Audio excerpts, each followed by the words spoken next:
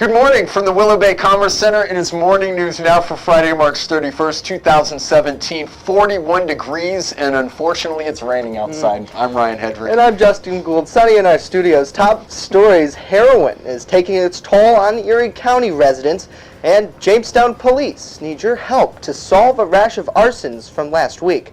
But first, the demolition continues for a group of buildings along Main Street in the village of Faulkner just over a week after a major fire ravaged the block. George Patty, president of Signature Paving and G. Patty Development, is working safely to bring down the structures. The biggest concern is the traffic flow. On Main Street, it's been shut down because of the outside wall facing Main Street is in pretty bad shape, and it could fall at any time. So what we're going to try to do is get everything contained down to ground level so that we can do some sorting of the bricks and the burnt debris and try to make it safe for pedestrians to walk the area and for traffic flow mainly because it's such a busy street during the day. Now we're told that the demolition of the front-facing facade will be brought down around 2 p.m. today. Erie County Executive Mark Polenkar says a bad batch of heroin has killed 7 Erie County residents in the last week. Polenkar made the announcement at an emergency news conference on Thursday evening.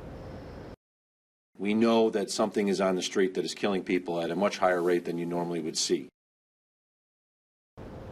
And county officials say 40 days into 2017, 55 people were killed from opioid overdoses.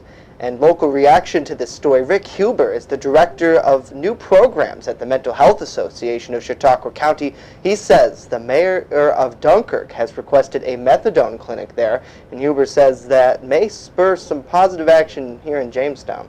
The same group that does the one in Buffalo is talking, about bringing one here. Hopefully, even though this is a catastrophe and it's terribly sad, maybe it will push some of the people that don't want that methadone clinic in Dunkirk. Maybe it'll get them to open their eyes a little bit and say, we need to have every possible treatment option that we can to stop this overdose problem.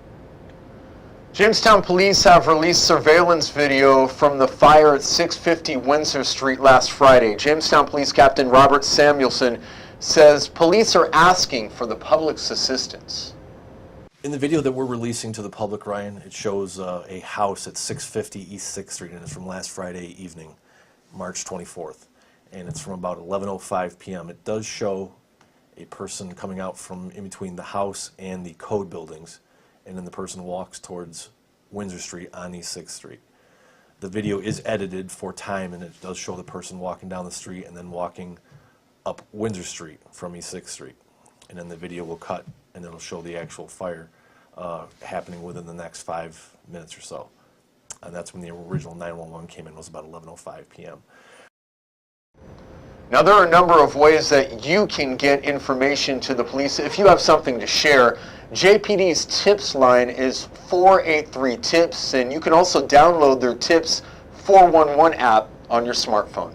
And a massive fire led to a freeway collapse along a busy stretch of the interstate Thursday. The governor of Georgia declaring a state of emergency there. The aftermath potentially hampering travel in the southeast for weeks or even months.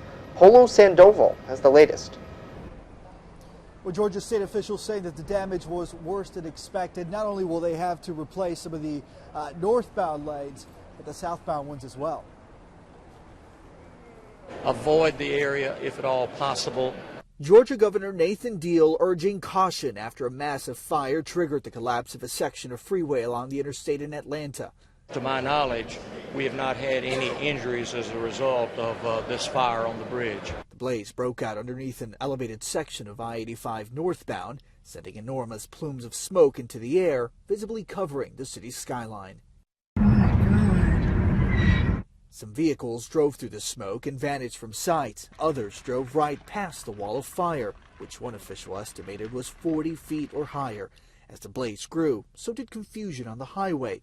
Motorists struggled to get off the road. At around 7 p.m., support structures finally gave way to the intense heat. You could almost tell what was about to happen. There were large chunks of concrete starting to come down. I mean, 200-300-pound chunks of concrete starting to come down. A span of highway roughly 75 to 100 feet long crashed onto the ground below.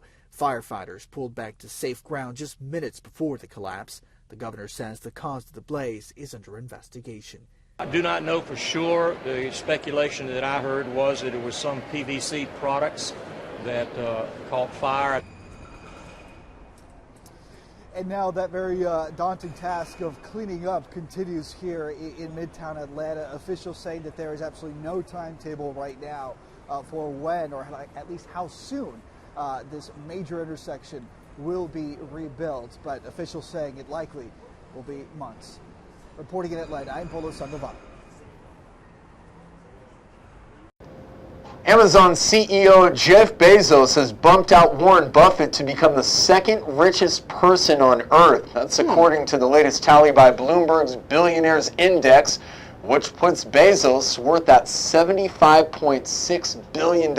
This after Bezos added $1.5 billion to his net worth after Amazon gained $9 billion in market value during trading's hours on Wednesday. Bezos leapfrogged Buffett and Spanish fashion tycoon Amancio Ortega to get the number 2 spot. And those are billions that we may never see. Incredible feat. Yeah. And they say that adding $9 billion during one day is impossible, but it's certainly possible. Jeff Bezos proved it. I guess so. I just like 0.1% of that. I'd like 100th of a percentage point of that. I mean, heck, if he gave me $50. $50, come on. We need the money to work for us while we're asleep. That's how money works. Yeah, that's true. That's true. That's true. All right, well, hey. Our producer's saying get out of here. Yeah, that's what he just told us. He's like, saying get out of here. We gotta go to lunch. In the meantime, we're back Monday with another edition of Morning News Now. Until then, of course, coverage continues all weekend long on our website, WNYNewsNow.com. Be sure to follow us on social media at WNY News Now. It's where coverage comes first.